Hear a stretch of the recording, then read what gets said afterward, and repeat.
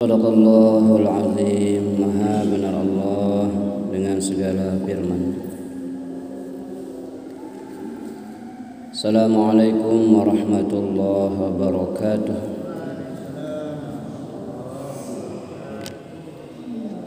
Bismillahirrahmanirrahim. Alhamdulillahi rabbil alamin. وبه نستعين على أمور الدنيا والدين والصلاة والسلام على أشرف المرسلين سيدنا ومولانا محمد وعلى آله وصحبه أجمعين. سبحانك لا علم لنا إلا ما علمتنا إنك أنت العليم الحكيم ولا حول ولا قوة إلا بالله العلي العظيم.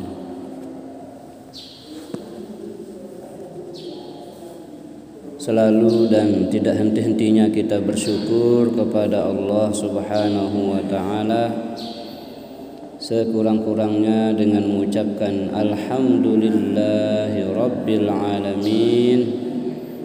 Mudah-mudahan kita termasuk hamba Allah yang pandai bersyukur, yang Allah sebutkan min ibadiyas syakur, hamba-hambaku yang pandai bersyukur. Sehingga dengan syukur itulah kata Allah, la azidannakum, la in syakartum la azidannakum wa la in kafartum inna adzabi lasyadid. Jika kalian pandai bersyukur, maka pastilah aku akan tambahkan, kata Allah, nikmat-nikmatku kepadamu. Wala in kafartum, jika kalian kufur, artinya tidak pandai bersyukur, inna adzabi lasyadid, sungguh azabku sangat pedih. Jadi Bapak Ibu rahimakumullah, Allah Maha Kuasa melipat gandakan, memberikan ganjaran lebih dari apa yang kita lakukan. Sebagaimana dalam firman-Nya yang kita dibacakan tadi, bahkan kaitannya dengan ayat sebelumnya yaitu ayat 19. Di situ Allah menjelaskan dirinya yang bersifat latif, lembut. Allahu latifun bi'ibadihi yarzuqu man yasha. Allah maha lembut, bersifat lembut terhadap hamba-hambanya. Yarzuqu man yasha, dia memberikan rezeki kepada siapa yang dikehendaki. Wa huwal qawiyyul aziz, dan dialah Allah yang maha kuat lagi maha perkasa. Tidak ada yang dapat menandingi kekuatan dan keperkasaan Allah Subhanahu wa Ta'ala. Ya kanan al-qawiyyu al-azizu, maha kuat lagi maha perkasa. Andai seluruh manusia dari masyriq sampai maghrib, yaminiha wa shimaliha, ya,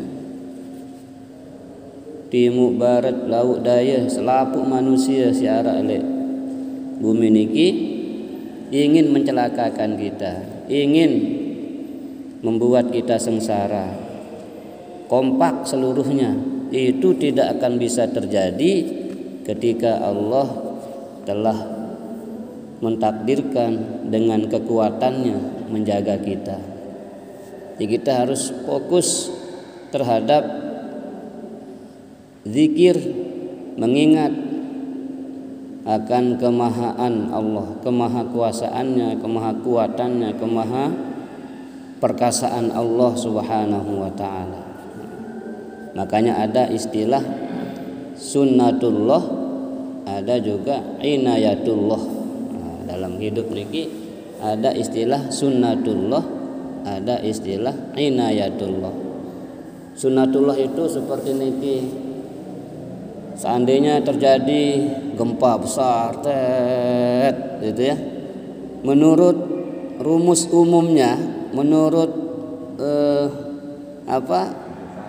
ketentuan umumnya pasti habis sudah kita ini. Seandainya besar, ruk. Nah, menurut kita, wah ini narak selamat wah selapu no pasti wah. Buik wah dengan di masjid nih misalnya. Itu sunnatullah rumus umumnya. Tetapi ada inayatullah. Inayatullah itu di luar dugaan, di luar prasangka kita. Ndeknya mampu wah manusia ini, ndeknya bisa suguh lah leman serangan gempa nih. Tetapi Allah yang Maha Kuasa. Seperti di KLU yang terjadi waktu ambruk masjid nih, ambruk dari sekali, tapi ada yang masih hidup. Nah itu inayatullah namanya. Tapi sunnatullah itu secara umum ini terjadi ngeni wah akibatnya. Nah ya. Tapi inayatullah itu di luar dugaan kita. Nah itu sering terjadi dalam kehidupan kita Bapak Ibu. Menurut rumus umum ndik mampu dengan wah ndik bau wah isina. Tetapi ada inayatullah. Nah, ya, pertolongan Allah Bapak Ibu. Kita harus yakin nih. Kita hanya wajib ikhtiar, keluarkan keringat kita, keluarkan tenaga kita, hasil itu Allah. Dan Allah bisa memberikan satu pekerjaan kita 1000 balasannya, bisa bagi Allah. Nah niki yang kita dibacakan tadi, Bapak Ibu, ya. Yakin dengan pertolongan Allah, dengan inayatullah. Selain sunnatullah ada inayatullah. Oke. Jadi inayatullah itu di luar dugaan kita. Di luar dugaan kita. Dan itu siapa yang dikasih oleh Allah inayatullah? Ya orang yang dipilih oleh Allah. Yang kenan yarzuqu mayyasha. Dengan si biangna si Allah Ta'ala, saya si miliknya si Allah Ta'ala. Lamlah temilik si Allah Ta'ala, lamlah temilik si Allah Ta'ala, nabi atau milik si itu. Pada mana berayan lah. Apa jak pemilik nu berayan tenu jak usahang doh apa sak bau ngono. Jadi Allah Taala Bapak Ibu lamun tah kangen, lamun tah gawe perintah Allah Taala, nabi jak milik de, jak tebiang urang Allah Taala. Niki inayatullah. Inayatullah. Masuk min haitsu la yahtasib. Itu tulisan Bapak. Wah baca niki. Lukis niki kaligrafi. Iya kena ayat dinar niki Bapak Ibu. Ayat dinar niki. Bismillahirrahmanirrahim. Wa may yattaqillaha yaj'al lahu makhraja wa yarzuqhu min haitsu la yahtasib. Terus wa may yatawakkal 'ala Allahi fa huwa hasbuh. Innallaha balighu amri. Qad ja'alallahu likulli syai'in qadra. Tidak ada serius yang indahnya doang nih kita baca. Ini kaligrafi luar biasa, ayat-ayat pilihan niki, ayat-ayat pilihan. Niki Al-Hasr. Ya, Al-Hasr. Itu An-Nur. Allah nurus samawati wal ardh. Ayat pilihan semua ini. Makanya kata Rasul akan terjadi akhir zaman nanti. Memang Quran itu tertulis di mana-mana, tapi tidak ada yang mampu baca nanti. Tapi sekarang belum. Akan terjadi sayati zamanun la yabqa minal Qur'an illa rasmun. Akan datang nanti suatu zaman tidak akan tinggal Quran itu kecuali tulisan saja. Di mana-mana terhias tulisan, banyak tulisan Quran, tapi tidak ada yang bisa baca. Apa bacaan itu? Nah gitu.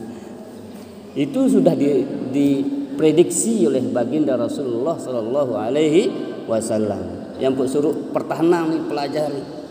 Mari kita menjadi pasukannya Allah Bapak Ibu. Milih depan deh, milih sih. Jadi Allah berfirman, apa katanya?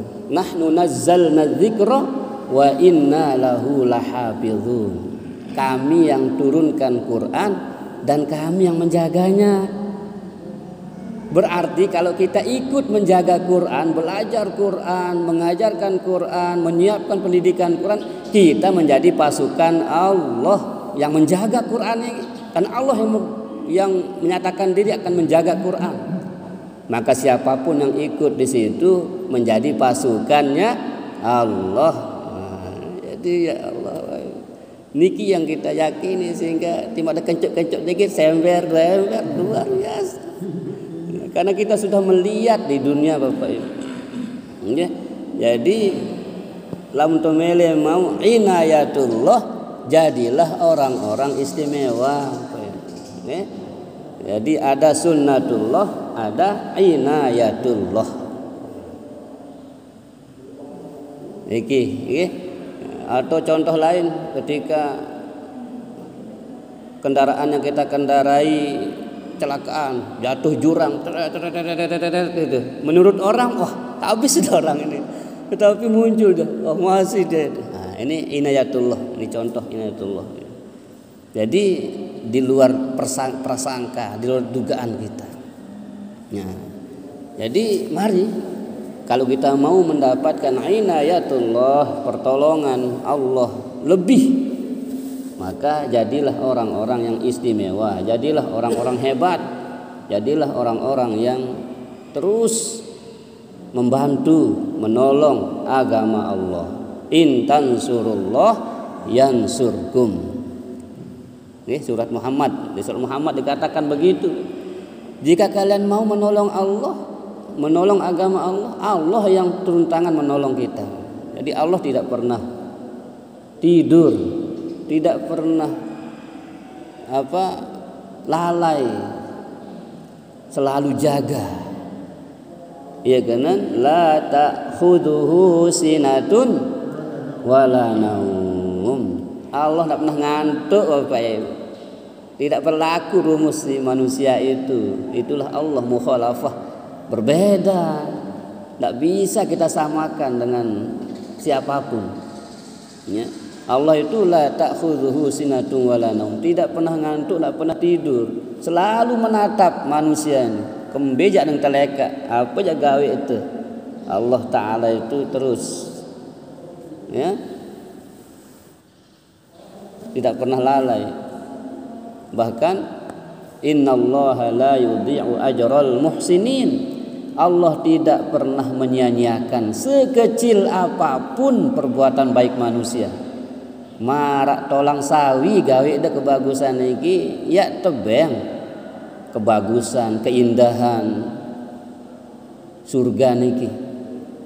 Wah hafal tuh niki ayatnya nih. Faman ya'mal mithqala dzarratin khairan yarah. Saya gawe kebagusan mithqala dzarrah, seukuran zarrah, seukuran biji sawi niki. Ya kebagusan tuh yarahu. Ya ada saksian, ya ada hidap, ya ada terima duan balasan kebagusan. Sebaliknya demikian. Wa may ya'mal mithqala dzarratin syarran yarah. Kayak saya gawe dosa, gawe salah, walaupun marak kebelik sawi, biji sawi, yarahu, ya nengat yang saksi yang yakni hidap balasan Allah Ta'ala. Nah disitulah ada istilah penghapus Bapak Ibu. Andin tuah mau jatuh, wah tuh mau gawe dosa niki, arak entan tebang salah Ta'ala ngumpi ampun sak tapus dosa-dosa niki. Istighfar li kulli syai'in saqalah wa saqalatil qulub al istighfar atau zikrullah. Setiap sesuatu punya sikat, punya pembersih, backlin ya kalau punya pembersih. Wa saqalatil qulub, pembersih hati dari dosa-dosa adalah al-istighfar. Banyak-banyak istighfar. Pun demikian amal kita bisa batal juga, bisa terhapus juga Bapak Ibu. Amal kebagusan kita itu bisa juga batal, bisa juga terhapus. Sehingga besok ada istilahnya orang muflis di akhirat itu. Orang yang bangkrut. Di dunia ya pacu begawian, seolah begawian. Tetapi muflis itu dengan si lewean otang lain modal kalau orang berusaha itu bangkrut lah ya, bangkrut. Apalagi terkena untung, modal pun habis. Nah, itu muflis. Nah, besok ada orang muflis pacun pegawaian lagu rausina batu, rausina dengan. Jadi cuma hanya dia lihat ya, mbe pahalan puasaku lain, mbe pahalan kan wah lain dunia itu. Wah entah hapus, wah entah kurangi. Nah, Bapak Ibu, mari kita jaga lisan kita. Makanya selalu kita ingat dengan riwayat mengatakan al-jannatu mustaqatun ila arba'ati nafarin. Surga niki sangat gati sin rindu sin kangen melek tetamain surga niki si 4 kelompok manusia. Si pertama talil Quran, dengan si rajin baca Quran. Bilang lemak baca Quran, bilang lemak dengar Quran, bilang lemak terjemahan Quran. Nah, ini talil Quran. Peringkat pertama yang paling dirindukan surga itu orang yang rajin membaca Quran. Tidak sekedar membaca lafaznya, tetapi dia mau tahu apa sih artinya, bagaimana memahami, mengamalkannya. Nah, itu namanya talil Quran. Tidak sekedar qiraatil Quran, tapi tilawah. Perhatikan tajwidnya itu tilawah, perhatikan kaidah membacanya, panjang pendeknya, apa maknanya, renungkan dia, ya. Nah, itu yang dirindukan surga, talil Quran. Nah, yang kedua adalah wahafizil lisan, dengan si tahu jaga laden elaknya niki, ya, tidak asal ngomong. Tetapi dia selalu memikirkan apa akibatnya kalau saya berbicara begini. Jadi berpikir 1000 kali baru dia berani mengeluarkan kata-kata itu. Kalau kata-kata itu ada manfaat, ada kebagusannya, ucapkan.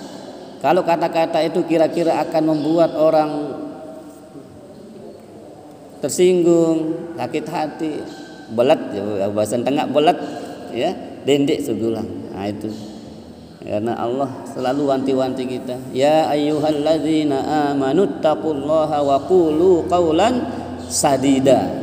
Nah, hati-hati di situ, jangan sampai pakai syadida, pakai syah, pakai sin di situ. Qaulan sadida. Apa bedanya? Kalau syadida kata-kata yang kejam. Nah, kalau sadida kata-kata yang lembut. Nah, ini membuang titiknya aja sudah berubah maknanya. Nah, ini makanya talil Quran itu tadi, ya, tahu kapan sin, kapan shin. Jadi di situ sin yang benar.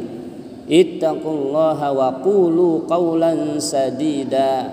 Bertakwalah kepada Allah dan ucapkan kata-kata yang baik, yang lembut, yang membuat orang senang. Sering doakan orang itu sadida, sering memuji kebagusan orang itu sadida.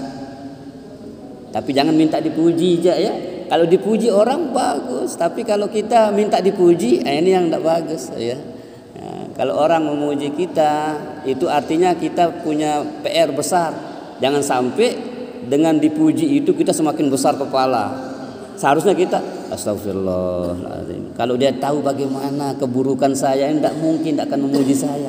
Tapi karena Allah Maha Satar, Allah Maha menutupi aib-aib saya, sehingga dia tetap memuji saya. Nah, itu orang dipuji yang bagus, supaya ya, istighfar dia kalau dipuji. Oh, jangan besar kepala. Wah, gitu ya. Nah, itu Pak. Jadi kalau dipuji orang itu seharusnya kita semakin melihat diri kita, kekurangan kita di situ. Istighfar. Astagfirullahaladzim. Jangan gila pujian. Saya sudah nyumbang sekian, tolong ya. Nah, ini minta dipuji tidak baik. Tapi kalau dipuji orang, ya luar biasa untuk membuat kita semakin introspeksi diri, semakin muhasabah, ya. Nah, niki Bapak Ibu rahimakumullah. Jadi qaulan sadida. Kalau kita sudah terus biasakan berucap qaulan sadida, ucapan yang lembut, ucapan yang santun, sopan, membuat orang senang dengan kata-kata kita, maka kita akan mendapatkan fadilah dari kata-kata yang itu. Apa fadilahnya berucap yang baik Bapak Ibu? Yuslih lakum a'malakum. Itu dari Al-Ahzab. Yuslih lakum a'malakum. Kalau kita selalu utamakan ucapan yang baik kepada siapapun, bahkan dia termasuk min usulis syar'iyyah, min usulis syariah Bapak Ibu. Jadi ada 8 usulis syariah. Tahu usul syariah Bapak Ibu? Usul syariah itu pondasi-pondasi dalam syariat itu. Jadi kalau yang 8 ini tidak ada, ya tidak bisa kita dikatakan orang yang beruntung. Usul syariah itu di surah Al-Baqarah ayat 83 Bapak Ibu dikatakan begitu. Wa idz akhadna mitsaqa bani Israila la ta'buduna illallah. Itu pondasi pertama. Coba ada Serminang Al-Baqarah ayat 83. Itu usul syariah. Ya, artinya hal-hal pokok di dalam syariat agama. Al-Baqarah ayat 83. Al-Baqarah. Nah, di situ Allah berfirman, la ta'buduna illallah. Ini pondasi pertama, bahwa jangan sekali-kali kita menyembah kepada selain Allah. Artinya hanya Allah yang berhak disembah. Ini hal-hal penting, 8 hal ini harus kita miliki, baru kita bisa dikatakan mu'minuna haqqan, orang yang betul-betul beriman, berislam dengan benar. Yang pertama, prinsip hidup kita tidak mau menyembah kepada selain Allah. Yang kedua apa? Wabil walidaini ihsana. Nah, bayangkan Bapak Ibu, mari kita merenung. Posisi orang tua itu nomor 2 setelah Allah Bapak Ibu.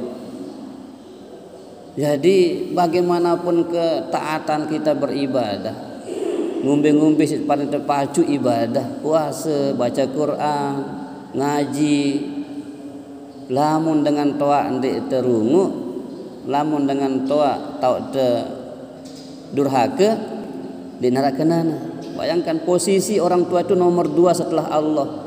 Walaupun dia beda agama dengan kita, tetap tersuruh berbakti. Bahkan seandainya pun dia memaksa kita untuk keluar dari Islam, tetap di situ ada cara berbaktinya. Memang dia terkanggu milu, dia terkanggu nurutang pemiliknya selengi dan tua niki lagu arah antan tertolak dengan cara yang baik sampai begitu Pak Ibu.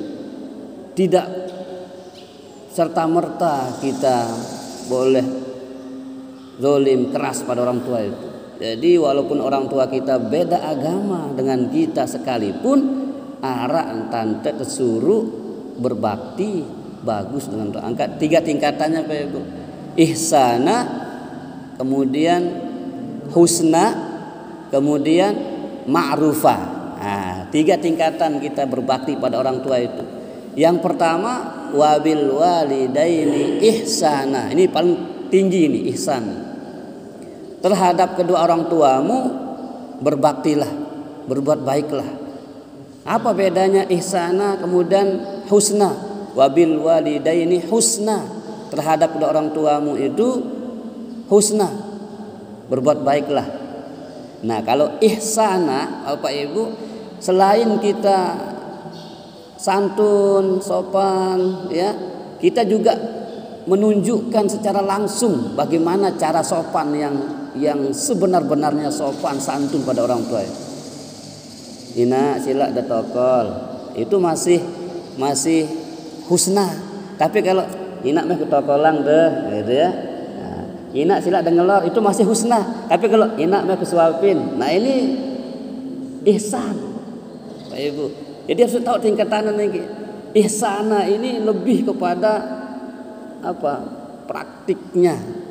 Tidak sekedar berceramah tentang berbakti pada orang tua, enggak. Tidak sekedar bersuruh, tetapi apa? Amun sekedar bersuruh bisa jadi kita sekedar nganjolang kan? Sila dengelor, padahal belum tentu itu anu gitu. Tapi kalau main dengelor nih, bagi ang sida, kusuapin sida, ini ihsan namanya.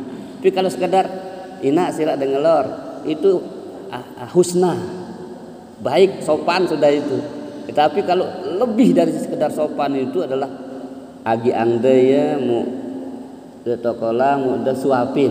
Nah, ini ihsan. Oke? Nah, jadi kalau orang tua yang beda bahkan agamanya dengan kita, tapi dia tidak memberontak, dia tidak memaksa kita untuk keluar dari Islam, kita wajib husna. Kita wajib berbuat baik dengan tadi, husna. Tapi kalau dia memberontak, marah kita masuk Islam pamannya, marah melihat kita masuk Islam, bahkan dia ingin membuat kita murtad kembali, itu masih ada tingkatan ketiga, ma'rufah wa sahibhuma fid dunya ma'rufah. Bayangkan Bapak ini, orang tua ini betul-betul malaikat yang dikirim Allah di narak jalan teya kanggo durhaka jok dengan toak nih, baik dengan toak te langsung ataupun mentoak te ipada niki di narak bedana. Aduh masih mentoak di narak, istilah mantan mertua ndak ada. Maaf toah pisah kanca bijana niki mentoak niki tetap menjadi dengan toak te, tetap nanti batal wudhu te selama-lamanya. Pokok bekawin ke anaknya maka sampai kiamat di batal wudhu teh. Di nar istilah mantan mertua, sebagaimana tidak ada istilah mantan orang tua. Nah, di nar apa itu? Masya Allah, ini dalam bersayang simparan diri, wah musuhan. Bukan begitu, tetap ada hak yang harus ditegakkan. Jadi tidak ada istilah mantan mertua itu. Sehingga syariat Islam itu menetapkan ketika kita sudah menikah itu kita punya 4 orang tua jadinya. 2 orang tua kandung kita, ibu bapak kita, dan 2 orang tua mertua kita, dan statusnya sama-sama kita wajib berbuat baik. Maka tidak batal wuduknya. Senina teu ndekna batal wudukna begituan kencamak teh. Nah, itu ndekna batal wuduk teh berkentuhan kanca mentoak teh senina. Pada mama kan memang dia batal gitu ya. Jadi walaupun dia sudah pisah, sudah talak, tetap berlaku niki. Wajib ndekna batal wudukna. Mentoak niki jok ite selaku anak nggih, menantu ya, menantu. Nah. Jadi Bapak Ibu, 3 tingkatan berbakti kepada orang tua ini disebut oleh Allah SWT dengan kata-kata ihsana, husna, ma'rufah. Kapan ma'rufah, kapan husna, kapan ihsana? Lamun ihsana niki paling tinggi Pak Ibu, pada agama teh dengan toa teh, pada insyaallah pada kepacun teh, pada ketaatan. Nah niki tingkatan pertama kita kasih orang tua itu ihsana, berbuat baik totalitas. Bahkan larangannya, karena kita yakin kalau kita sudah sama baik, sudah larangannya itu pasti sudah ada mudarat di situ. Orang tua kita sudah memikirkan semua itu. Perintahnya, larangannya wajib kita taati. Kalau husna, kita dengan orang tua kita itu beda.